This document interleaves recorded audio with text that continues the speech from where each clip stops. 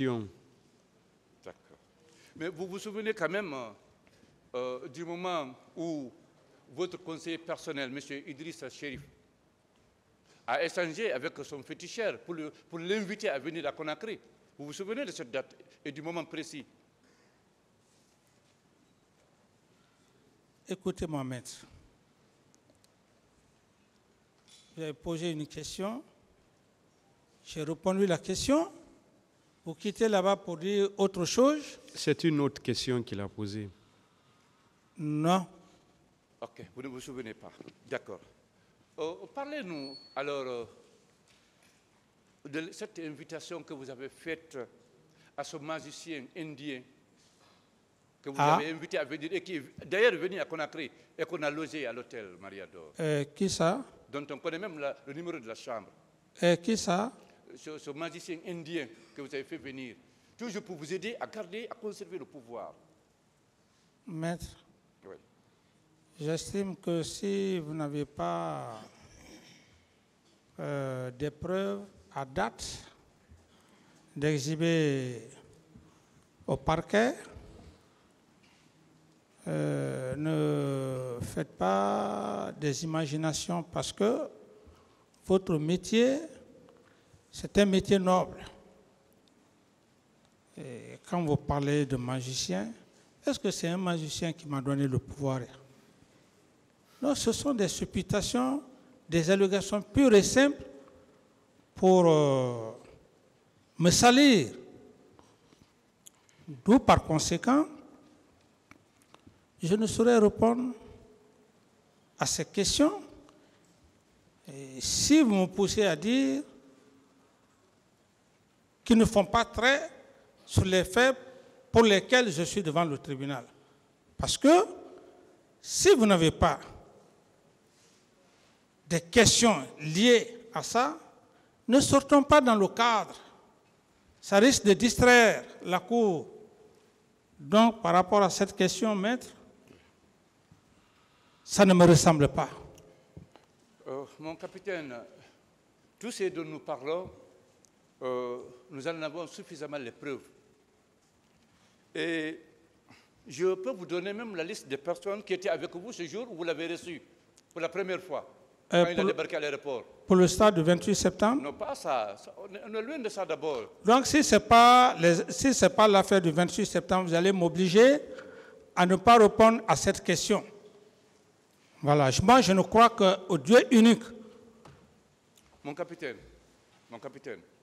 Je dis que je ne réponds pas si c'est la même question. Mais posez la question, s'il vous plaît. Merci. Alors, ce jour, dans votre bureau, il y avait M.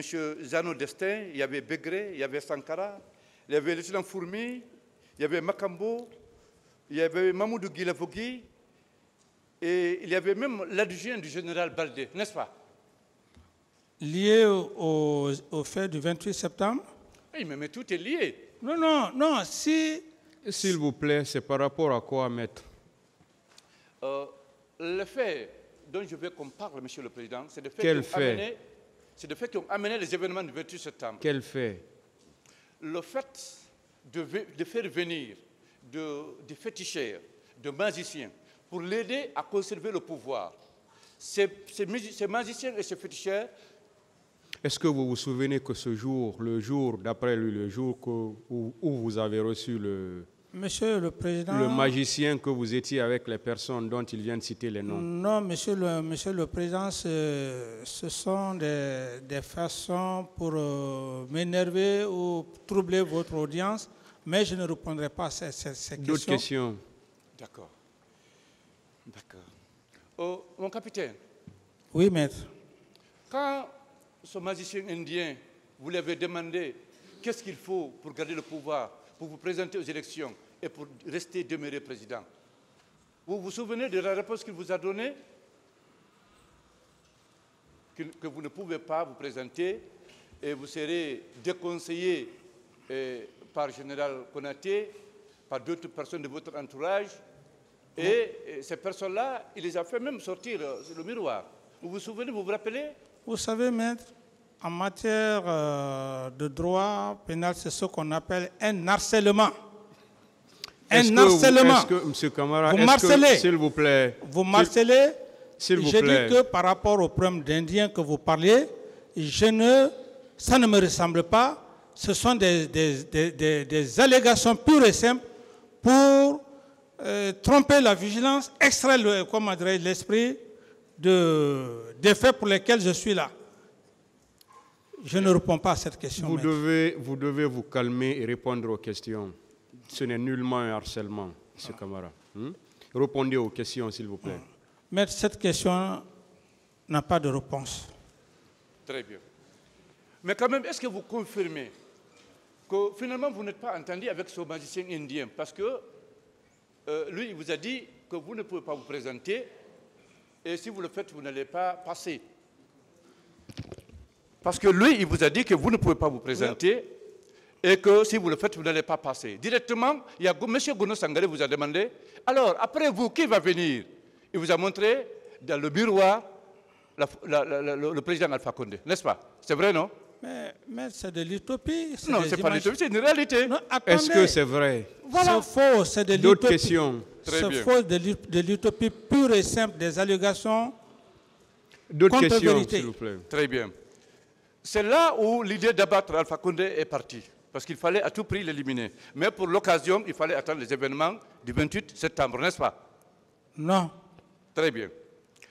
Dites-moi, par contre, lui, il vous a dit la vérité. Mais votre conseiller personnel, Idriss Chérif, lui, il vous dit qu'il va vous faire venir le féticheur de Guillaume Soro, de la Côte d'Ivoire, là où il y a eu plus de 3000 morts.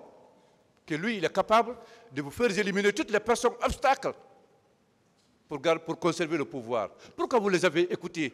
Pourquoi vous avez accepté leur sacrifice? Parce qu'on se rappelle, nous, les Guinéens, on a abattu des bœufs dans tous les carrefours à Conakry pendant votre régime. La question, maître, vous faites trop de commentaires autour de la question. Première question, mon capitaine. Rappelez-vous avoir fait immoler des bœufs dans tous les carrefours de Conakry pendant votre règne, vous vous rappelez? Ça n'engage que vous, maître. Ah non, les Guinéens le savent. Oui, les Guinéens le savent. Les Guinéens savent qui est M. Camara. C'est ça. Qui est M. Camara? C'est les Guinéens qui savent. En exécutant les sacrifices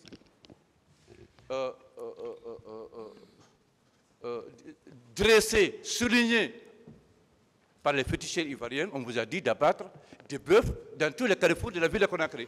Et vous l'avez fait. C'est vrai? Monsieur le Président, c'est un harcèlement. Un harcèlement? Ce n'est pas un harcèlement. Il est en train de poser des questions. Calmez-vous et répondez calmement à ces questions. Bien. Puisque l'Indien est parti, vous êtes maintenant à la disposition des Ivoiriens, les féticheurs de Guillaume Soro, et qui vous a dit que pour qu'il puisse vous aider à faire ce que vous voulez, il faut qu'il y ait du sang humain. Il faut qu'il y ait du sang humain. Quelle est la question? La question, vous étiez d'accord avec le principe posé par les féticheurs ivoiriens, et c'était à la présence de beaucoup de personnes, donc M. Gono Sangaré, qui vous a encouragé à faire ce sacrifice. Et pour cela...